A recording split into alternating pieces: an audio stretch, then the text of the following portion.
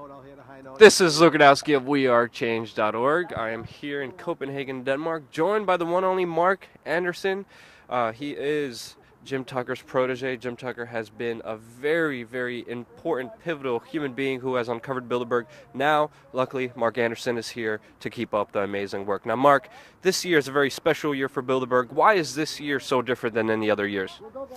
Well, one of the things that immediately comes to mind is, of course, the Eurosceptic elections, where so many populist nationalist parties are rebelling with their vote against the European consolidation that Bilderberg started in 1954 when the group was founded to merge Europe together. They called it Unite Europe, and they thought it would prevent war, but it's just created a larger war machine. And so high in the minds of Bilderberg here in 2014 is this pivotal, and I think somewhat unexpected from their view, backlash by the populist nationalist parties against more European growth, consolidation, and expansionism. That's got to be worrying them a lot. That's one of the most unique things that comes to mind right off the bat here in 2014. Of course, what Russia did regarding Ukraine and Crimea happened fairly recently, just this past March. That's going to be high on their agenda because whatever you may think of Vladimir Putin, it does run against the grain of the European Union and NATO expansionism, which of course has the full blessing of Bilderberg. Yeah, it seems like there's a big fight for total control with the most powerful people trying to come together and consolidate as much power as they can, with people fighting back as much as they can, and that's why they're trying to push through the TPP. That's why they're trying to keep everything with their agenda. But it hasn't always been that easy for them. What do you think are the major obstacles standing in the way of the Bilderberg's plan?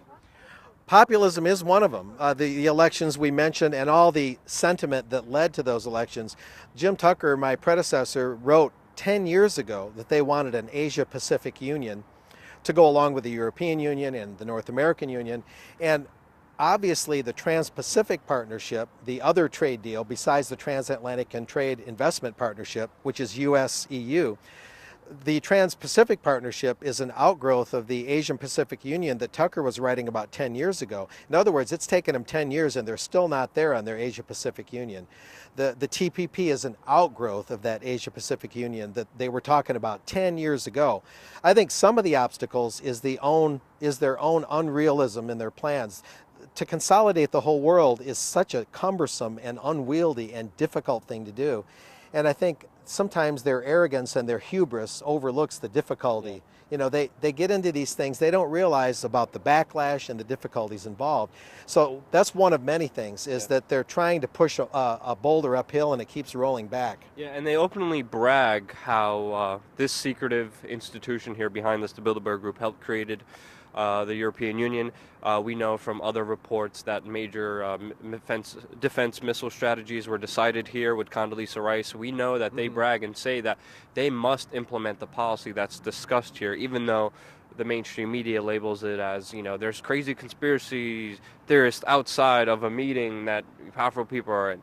You know, but it's just amazing that there's a lot of disinformation about what's really happening and what Bilderberg really is. What do you think is something that people out there should know regarding Bilderberg? They should know that this is private governance and that the Bilderberg Group, or Bilderberg meetings as they like to call it, is something akin roughly to a Senate, and their brethren in the US-based Trilateral Commission formed in 1973, 19 years after Bilderberg, is sort of like the House. It's kind of a bicameral private governance system and group they've put together, and it's collusive between corporations and government. It's where corporations and government and banks and entrenched connected media moguls, this is where they break bread. Yep. This is where they collude. This is backroom deals. If conspiracy is collusion and collaboration and backroom deals, this is what I want everyone to know, this is de facto proof that not all conspiracies are theories. Yeah. That there's such a thing as a conspiracy fact. If two kids plot to steal a candy bar, that's a conspiracy. Yeah. Now, don't even attempt to tell me that all this wealth and all this power under one roof is not in some way a Boss Tweed kind of collusive setup. Yeah. It is. And so, you know, all the denial that they encourage us to, they encourage us to doubt ourselves. They encourage the activists to doubt their own actions by labeling that, the fact, or trying to say that all conspiracies are theories.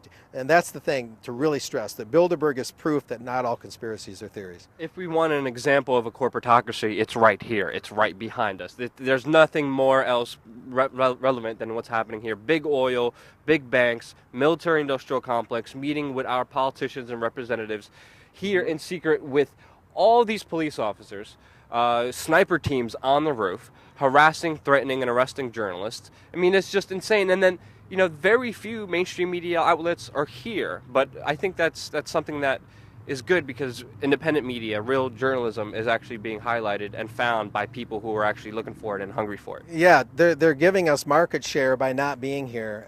You're absolutely right, Luke.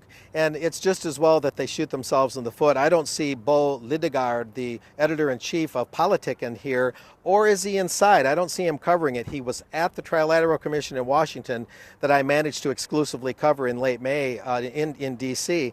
That just didn't get the attention that Bilderberg gets, and I think that's part of the design. They want to steer everything toward the angst at Bilderberg, and ignore their brethren in the Trilateral Commission, ignore their brethren in the Atlantic Council. And just because those groups are nominally more open doesn't mean they're less collusive. Yes. They're all part of the network. And so Bo Lidegard, if you're out there, if you see this, I would ask you to cover this and don't abuse the public trust, don't betray the public trust, don't go inside like you did at Trilateral and break bread with these guys. Put the public first, put the public interest first, and put Politiken on a higher level. But if you don't, you're just giving the alternative media market share, and down goes your media empire, word by word, reader by reader, subscriber by subscriber. We're doing it one day at a time. Mark Anderson, thank you so much. Your link will be in the description below. Stay tuned to wearechange.org for more coverage.